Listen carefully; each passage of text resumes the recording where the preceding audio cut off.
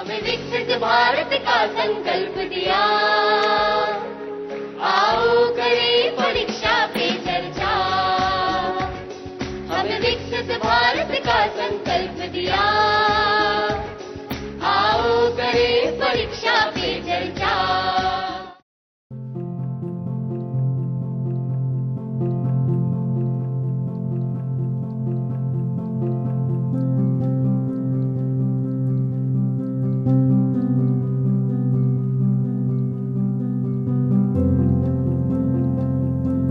आप में से बहुत सारे स्टूडेंट्स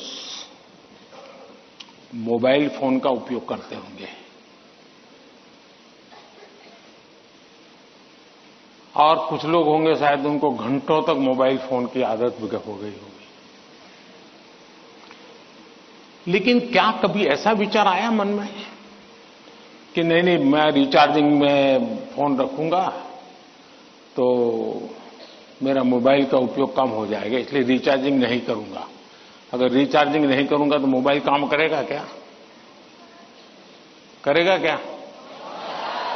तो मोबाइल जैसी चीज जो रोजमर्रा देखते हैं उसको भी चार्जिंग करना पड़ता है नहीं करना पड़ता है?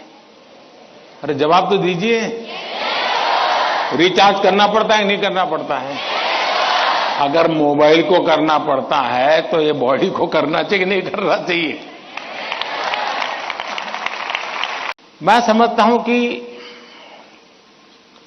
किसी भी टीचर के मन में जब ये विचार आता है कि मैं स्टूडेंट के इस तनाव को कैसे दूर करूं, मैं हो सकता है मैं गलत हूं, लेकिन शायद मुझे लगता है कि टीचर के मन में परीक्षा का कालखंड है। अगर टीचर और स्टूडेंट का नाता परीक्षा के कालखंड का है तो सबसे पहले वो नाता करेक्ट करना चाहिए। आपका स्टूडेंट्स के साथ नाता जैसे ही आप पहले दिन, वर्ष के प्रारंभ में पहले ही दिन क्लासरूम में एंटर करते हैं, उसी दिन से एग्जाम आने तक आपका नाता निरंतर बढ़ते रहना चाहिए। तो शायद परीक्षा के दिनों में तनाव की नौबत ही नहीं आएगी। मैं समझता हूं कि सबसे बुरी जो स्थिति है ना वो कंफ्यूजन है।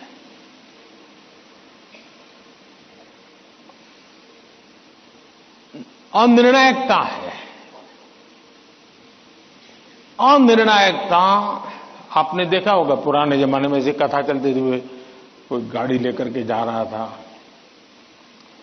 और कुत्ता तय नहीं कर पाया, इधर जाओ उधर जाओ, और आखिरकार वो नीचे आ गया। यही होता है। अगर उसको पता है कि मैं उधर चला जाऊं तो हो सकता है कि वो ड्राइवर भी उसको बचा ले, लेकिन इधर गया इधर गया इधर गया तो ड्राइवर कितना ही एक्सपर्ट होगा नहीं बचा पाएगा।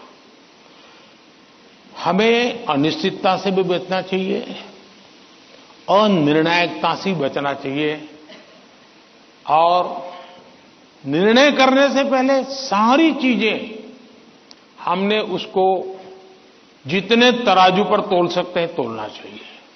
तीसरा, मां बाप के लिए भी बहुत बड़ा चिंता का विषय है।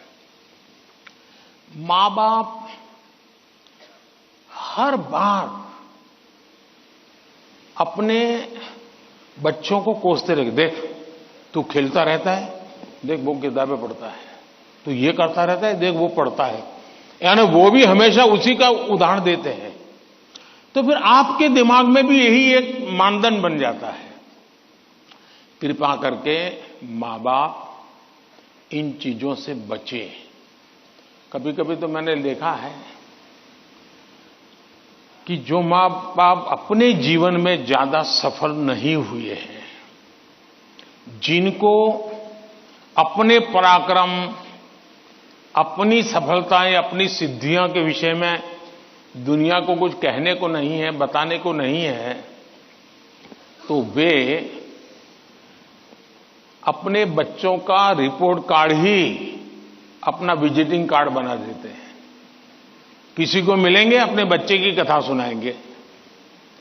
अब ये जो नेचर है, वो भी एक प्रकार से बच्चे के मन में एक ऐसा भाव भर देता है कि मैं तो सब कुछ हूं, अब मुझे कुछ करने की जरूरत नहीं है।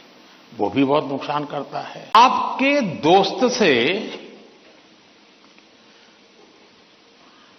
आपको किस चीज की स्पर्धा है भाई?